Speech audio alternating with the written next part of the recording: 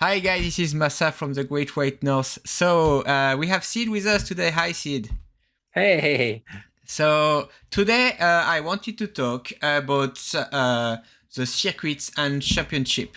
So as far as I understand, we have new stretch goal for the Kickstarter, and those hmm resolve around competitive play. Can you talk Yeah. about this a bit, please? So when I look at any long-lasting collectible card game and what makes them survive for a long period of time, a lot of the time it does come down to competitive play. It is this transition of taking your game from being a hobby and turning it into a sport, something people want to watch, some people want to thrive for, and a lot of people who want to compete in that space. So when I was thinking about what stretch goals to put up next, the first batch was about the excitement around Origins. The second batch was about giving the backers some sort of token of appreciation, something that's special for this Kickstarter. Mm-hmm. And then now the last round of stretch goals are all about the future. So right now, we'll be getting into it a little bit, but we talked about the circuit events and how we want the next phase, the next evolution of Genesis to be getting people together to play the game. Mm-hmm. And that's something that's really exciting for me. I was just checking the web page following your message on Patreon on the Mhm. circuit and championship, like you say, and yeah, I think that's important. So like, I used to play Magic on the Pro Tour, and I was not making tons of money, but it allowed me to pay for the trip. I could go to different Grand Prix. I could go to Pro Tours, allowing my hobby to become sustainable. Um, Yeah. and I think that's why a lot of people were playing. And I remember Mhm. so I was at a Grand Prix in Yokohama in Japan, and there were a lot of Americans and Europeans, and they came because they had this. If you were higher enough in terms of pro point, you can choose 3 or 4 Grand Prix per year, and your trip was covered. And then Oh, they nice. reduced it, and then it was only the flight ticket, and then they reduced it, and then now it's kind of there is nothing. So a lot Yeah. of pro player at Magic are kind of sad. And Flesh and Blood started to do a bit of pro quest and kind of pro things, kind of moving to the hmm esports. Uh, but so it's more based around like you get a bit of money, but it's more like you get very special promos that are so unique. Like if there is only one in the world, it's worth a lot of money. But I think this idea that we need to have a circuit where people want to be the best, and there need to be kind of a certain reward for those best, so that we can get people from other games to come. I think that's my point of view. Um, what do you think about it? Like, do you want pro player from Magic or other game to move to Genesis?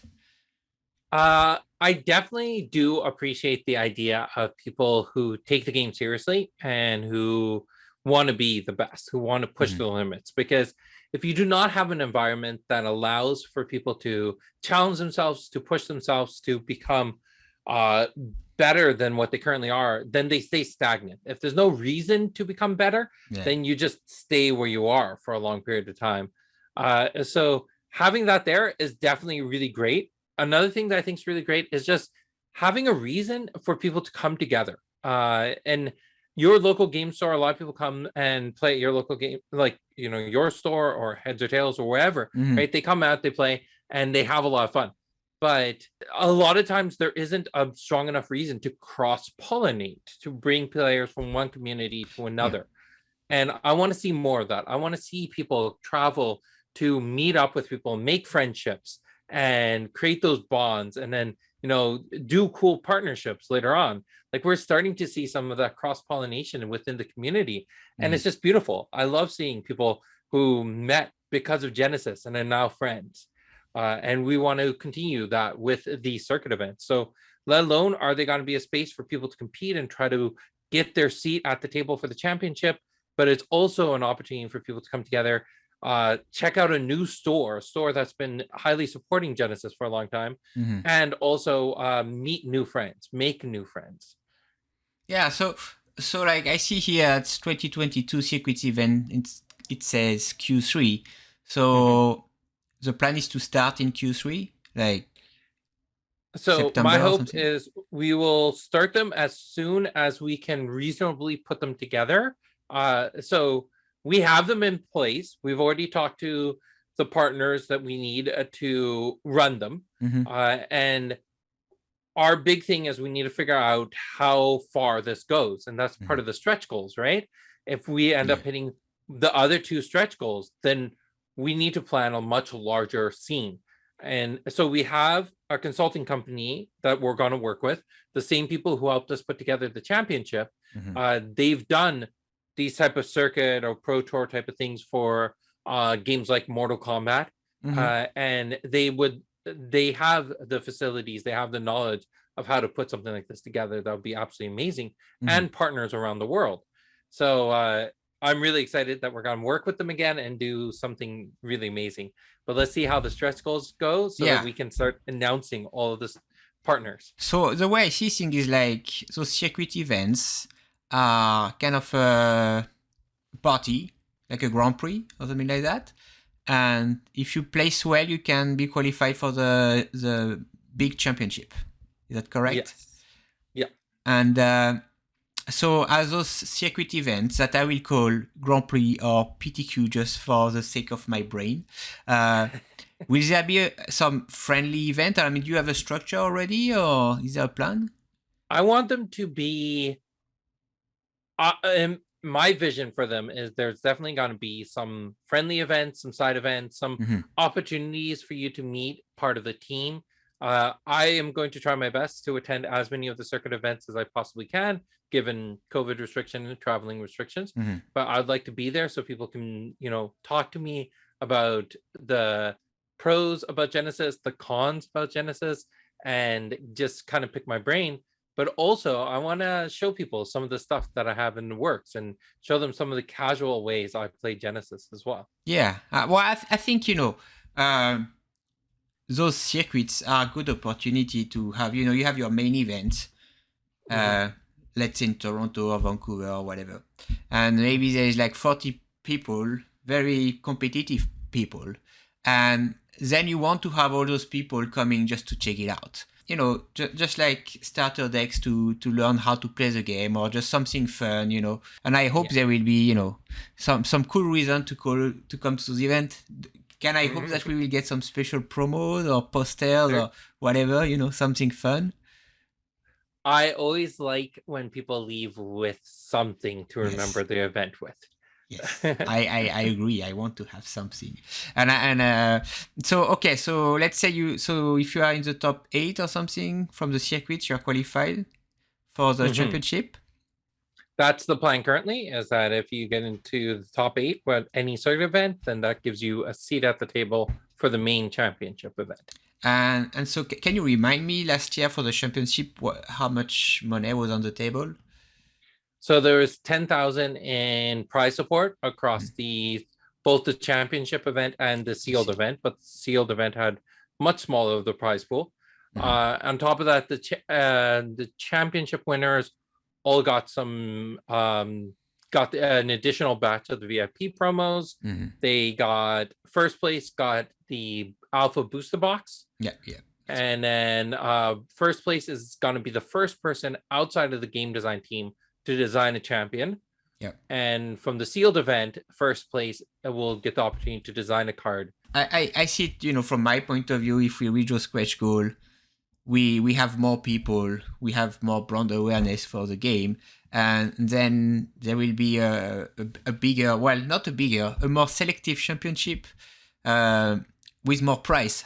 Will there be more price support? Like, do you have any plan on that? We would definitely... Again, our whole entire structure, and this is something I like to tell people, is that we want to be able to do what's within our means, but also still grow year over year. So the goal is with the championship that whatever the prize support is, it'll be a decent amount larger than what it was in the previous year, and it'll be smaller than what it will be in the year after, right? Every year we want to grow that prize support. We want to make it feel more of a exciting event to attend. But even outside of that, I also just want it to be an event that you come to casually too, and just enjoy everything that's related to Oh yeah, Genesis, no, right? this I understand very well. It's just I'm Yeah. thinking, like if you're in Germany and you have to fly over, Yeah. even like if I fly from Vancouver, it costs a lot of money. Yes. So Yeah. like after, You want to make sure it's worth it it, right? yeah, well, yeah, exactly. So like it's Yeah. hard to. I kind of like those invitational style because it's not like a PTQ. You don't give like a plane ticket. You give an opportunity to get something. So it's more Hmm. sustainable. Like you Yeah. can actually plan better how much it costs. Yes. But it have to be worth it. Like I feel like if you travel to the event, if you top 8, you should kind of at least not lose too much money. that's that's the way I see things. Um, but it's very difficult to. I mean, everybody know having some kind of pro circuit or something more serious for competitive play is always very difficult from a money point of view, and that's why Magic Hmm. kind of like it didn't work out so well in the last years. Uh, but I remember when I was kid, I go to my local game store and I was buying Scry. If you know Scry, it was a magazine for Magic, Oh yeah. and there was this picture of you had a guy in the on the swimming pool on a floating something, and it was written, "I won the Magic Pro Tour. I won $1 million, something. Become a millionaire by playing Magic or something like that." And Yeah. that was, I knew this was not me, but my little me was excited about it. It was like, Yeah. look, mom, I'm not doing something just wasting money. I can hope to do something out of it. And I think Yes. there is really like kind of a shift in how you see the game and who you bring to the Yeah. game, where you think, oh, okay, it's not just like something to have fun. It's actually something serious and there is Yeah. some money on the line. And I find it extremely motivating, even if I don't make money. It's just Hmm. the idea of it. Yeah. And I think that's definitely something appealing to Genesis. That is really a high competitive game. There is not much space for luck, I feel. So it's really rewarding if you play well. And Hmm. yeah, on That's side so. event and all that, that's very cool. That's part of my philosophy of the difference between a hobby and a sport, right? Yeah. Hobbies are games you can play casually, and you even at your best, you're not gonna make a lot of money out of it. But Mm-hmm. a sport, most of the sports out there, if you do really well at them, Mm-hmm. and you could do them as a full-time career, right? Think of Yeah, yeah. Olympic gymnasts, right? They full time, they are just going to the gym to practice, and then they do school on the side, right? Mm-hmm. The only thing about a sport is it can be your full-time career. And that's what I'm really aiming for Genesis, is that there's a portion of Genesis that is treated more like a sport, like in Yes. not an e-sport, but like a game sport, Yeah, right? yeah. uh so people can inspire towards something really awesome. Yeah, no, I think so. Um, Mhm. and so, this is one part. This is like the new stretch goal, but I think it's going to happen anyway, no? I mean, it's not like you're going to I cancel that. I think my opinion is kind of too conservative with these things, because Yeah. I thought that the original stretch goals were actual stretch goals, Oh. but no, we just blew through those. So, I mean, I will pray and I will be hoping for the best, Mm-hmm. and it would be wonderful if we hit them. But if we don't, I still want people to be confident that whatever we do, we will do, and it'll be awesome regardless of what happens. Yeah, no, I mean, that would be cool. And it just make me think, like, I don't know if you ever thought about this, but a big part of me when I was trying to make money with Magic is that this was not enough, the Pro Tour and stuff like that. And mainly I was playing a lot of Magic Online. When I could still make money with Magic Online before they nerf everything and make Magic Arena and then it become useless.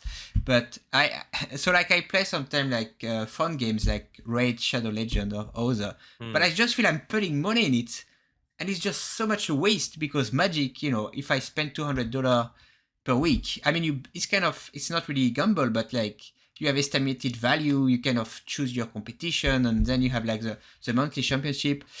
Did you ever think about having some kind of online platform for Genesis? Is that something that you would hate or something that can be on the table? Like most things, I'm not opposed to it. It's just doing it the right way.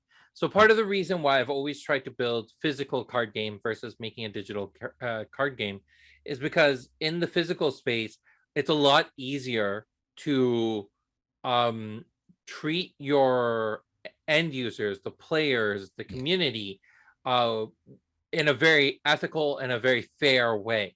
A lot of people who move to the digital space, it's so easy to fall into these little traps that ends up, yes, you gain more profit as a company, but you are doing it at the expense of kind of a moral high ground. So in the physical space, that was one thing. It kept me grounded in my ethics. And then the second part is it's harder to design in the physical space than it is in the digital space. Yes. So if I could design the game in a physical space, it was a challenge of designing a game properly without relying on the handicap of using software. No, so like that, what you say makes sense. I never thought about it like that. For me, Magic Online was just because it came a long time after, and it was just making it easier. But I do prefer much more playing with like Discord. I feel like it's important for a game to grow. Like if we want to have World Cup, international championship, and if we want the game to be there in Europe and Asia and North America, we can't always have people flying all over.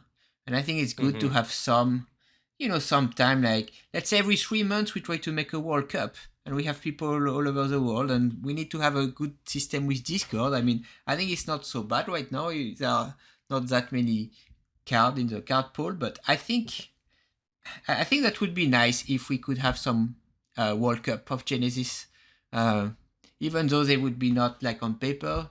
The main one would be on paper, but it would be nice to have some kind of digital presence just to gather people to kind of make a worldwide community and not like just localized community. Yeah, there's definitely some positives when looking at doing things like Discord Play or using Tabletop Simulator or other tools like that.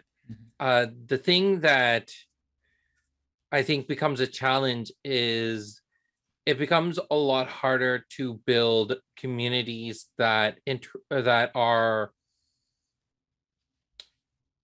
connecting with one another on a deeper personal level beyond just trying to win your match.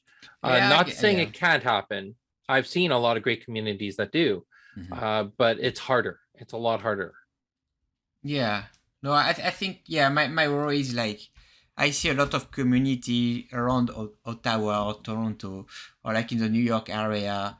But like if you are, let's say, in the middle of the US, or if you have in Russia or whatever, it's always very difficult. And a lot of the best Magic player come actually from Russia.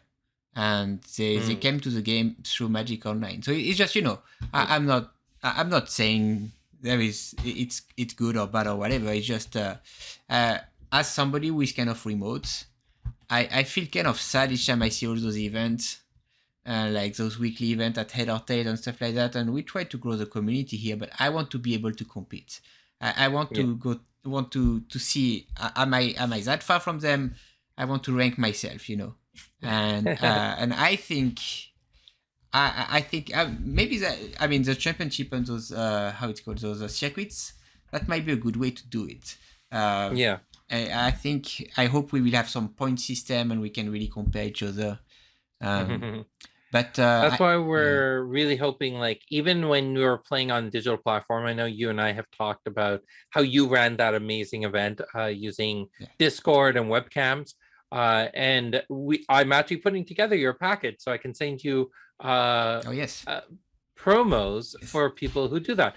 As a publisher, I want to support anyone who hosts any sort of organized play, be it Discord, Tabletop Simulator. Even if you're doing Future League and you're using proxy cards and you're not even using the actual cards, I still want to encourage you to run these type of events. So I think on that level, as a company, I always want to support you for doing that. But when it comes to circuits, when it comes to the actual championship event, there's a lot more value in having that in person I see. at the table playing with cards. But when it comes to playing with your local group of friends, as long as you got a local game store that's sponsoring it, then yeah, I'll send prize support for that. But yeah, I mean, those circuits, that looks pretty cool. And the championship being bigger and invitational, that's gonna be very exciting. So that's the last stretch goal. You're sure there is nothing hidden behind? There were some other ideas that we floated behind the scenes, and we're still in debate on them. Nothing's closed. It's not done until it's done, right? But there are, the problem is always trying to balance between growing the company, doing what's right for the community, and doing what's right for the game. I don't want to do something like, I don't want to put something out there that, yeah, it could gain us a lot of it could gain us a lot of capital, but it ruins our integrity as a company. Or do something where it really benefits the players, but hurts the future growth of the game. Yeah. Right. All those things need to be in balance, and that's why gaining more in the Kickstarter would be wonderful, but it's not the most important. Yes, what's most important right now is the quality of people that we have backing us, and that's the thing I found the most is we may not have as many backers as some other Kickstarters on the market. However, the people who are backing us are absolutely amazing. I've talked to a lot of people from your community and some other communities, and these are just the most wonderful people I've ever talked to. So that quality, that's what we should be maintaining in everything we do. I had an idea for a stretch goal, and you can say whatever you want about that. You do know that I want a lore book one day. Yes. Any update on that? Is that do we need to get $10 million so we can get a lore book? It's something that we've been talking a lot about behind the scenes, and trust me, it is something that it's been on our radar for 3 years. The reason why we haven't invested capital in there is because there are so many other parts of the company that are weak that that it's better to invest into those spaces and make sure that they're solid first. You know this because I know you've opened JLR's second edition product. There's a lot of things in the manufacturing process that we haven't perfected yet. There's a lot of things on the Geo. organized play side or Geo that we haven't perfected yet, right? These are a lot of things that are foundational for the stability of the game and the company moving forward. So those are things that I want to make sure that we're investing into. But the lore book has never escaped our radar. We're putting together, like, the writer Carl is one of the game designers, and we tell him to prioritize the writing because it is something we want to invest into. If we're gonna put writing out there, we want it to be really good, right? So it'll come in time. Well, anyway, thanks for today. So summary is that we're gonna have championship this weekend of new, but we're gonna have a circuit that will qualify. So now the championship will be an invitational, and hopefully we're gonna get cool price in the circuits. And if we reach the next stretch goal, there will be more circuits. Hopefully there will be one on West Canada and some in US. Maybe we will have one for sure in Europe, maybe two. and both the circuits event and the championship event will have very cool prices, very cool side event, and we'll be welcoming everybody. That's kind of a party. That correct? Yeah. All right. Correct. So now we just have to wait. Still so far, but we have to wait. I know. And I think the next video we're gonna do is most likely gonna be a seal tutorial with Will. We also have Alex who's gonna come to talk about the design of Origin, like how to design cards and how to design a set, because it's not that easy. And don't forget there is the pitch contest. If you're on Kickstarter, you can pitch cards, and Alex reviews them and say this is bad, this is bad, this is bad, everything is bad, and sometimes he laugh at you, but I see the card keep coming and coming, so apparently you guys like it. And I'm sure we will have a lot of Genesis coming to you soon. Bye, guys. Yeah. Bye.